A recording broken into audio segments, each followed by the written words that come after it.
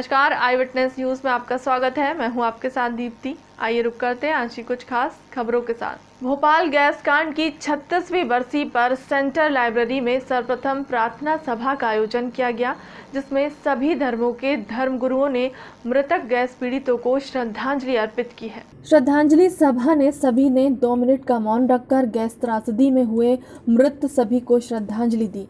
इसी के साथ सीएम शिवराज ने कहा कि मैं जब वो गैस पीड़ितों के बारे में सोचता हूं तो समय का मंजर मेरी आंखों के सामने आ जाता है। इसी के साथ सीएम शिवराज ने कहा कि गैस पीड़ित विधवा महिलाओं की जो पेंशन 2019 में बंद हो गई थी, वह तत्काल प्रभाव से पुनः चालू की जाएगी।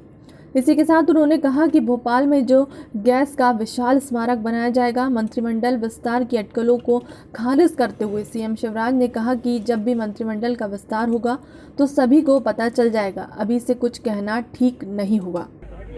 विकास की अंधी दौड़ में केवल इंसान सुरक्षित रहे इस चाह के कारण लापरवाही के कारण विश्व की सबसे बड़ी ये गैस दुर्घटना हुई थी, जिसमें हजारों भाई बहन और बच्चे असमय काल कलवित हुए थे। भयानक मृत्यु उनकी हुई, हजारों बीमार हुए और आज तक उस दुर्घटना का असर भोपाल में साफ दिखाई देता है। इस समय एक तो संकल्प लेने का अवसर है, फिर कोई शहर भोपाल ना बने। हमारे गैस पीड़ितों का इलाज और बाकी आवश्यक व्यवस्थाएं लगातार चलती रहे, इसके प्रयास सरकार कर रही है। अब गैस पीड़ित क्षेत्रों में भी नर्मदा जी का जल घरों में दिया जा रहा है। मध्य प्रदेश के गृह और जेल मंत्री नरोत्तम मिश्रा ने कहा कि किसानों की समस्या का समाधान के लिए लगातार बात चल रही है, वार्ता लगातार जारी है, सार्थक बातचीत हो रही है। आज भी केंद्र सरकार के मंत्रीगण उन्होंने कहा कि किसान हमारे अपने हैं, कोई ना कोई रास्ता बातचीत से जरूर निकल आएगा, संवाद के जरिए कोई ना कोई रास्ता जरूर निकलेगा। उन्होंने कहा कि लोकतंत्र के अंदर और संवाद एक प्रमुख माध्यम होता है। भोपाल गैस त्रासदी को लेकर उन्होंने कहा कि त्रासदी में जो लोग नहीं रहे वह आकरण मानवीय त्रुटि के कारण इस दुनिया में नहीं रहे। आज वास्तव में वो दिन है जब उस लोग जो अकारण काल कबलित हो गए थे मानवीय भूल और मानवीय त्रुटि के कारण से, इसलिए उनको विनम्र श्रद्धांजलि, उनको नमन। सरकार लगातार उनके लिए, मध्य प्रदेश की सरकार प्रयास भी कर रही है। गृह और जेल मंत्री डॉक्टर नरोत्तम मिश्रा ने सेंट्रल जेल भोपाल पहुंचकर 3 करोड़ की लागत से बने नवीन आवासीय परिसर का लोकार्पण किया। इस अवसर पर चिकित्सा शिक्षा मंत्री विश्वास सारंग व भोपाल सांसद साध्वी प्रज्ञा भी मौजूद रहीं। केंद्रीय जेल में प्रहरियों के सम्मान कार्यक्रम में पहुंचे गृह मंत्री नरोत्तम मिश्रा ने कहा कि जेल विभाग में सराहनीय और प्रशासनिक सेवाओं के लिए प्रहरियों को सम्मानित किया गया। गृह और जेल मंत्री नरोत्तम मिश्रा ने कहा, मुसीबत सब पर आती है, कोई बिखर जाता है तो कोई निखर जाता है। मुसीबत आना पार्ट ऑफ लाइफ है, मुसीबत से बाहर आ जाना आर्ट ऑफ लाइफ है। गृह मंत्री मिश्रा ने कहा कि भोपाल सांसद प्रज्ञा ठाकुर जी के लिए जेल में कोई कार्यक्रम आयोजित किए गए हैं ताकि बंदी उन्हें सुन सके व उनका अनुभव ले सके।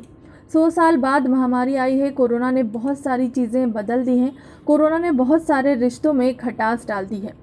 अब तक कोई लोगों के मन ठीक नहीं हुए हैं। इसी के साथ 8 उन्होंने कहा कि कोरोना के कारण छिंदवाड़ा जेलर राजकुमार त्रिपाठी की मौत होने पर उनके परिवार को नौकरी दी जाएगी और राजकुमार त्रिपाठी की पत्नी को सम्मानित भी किया गया।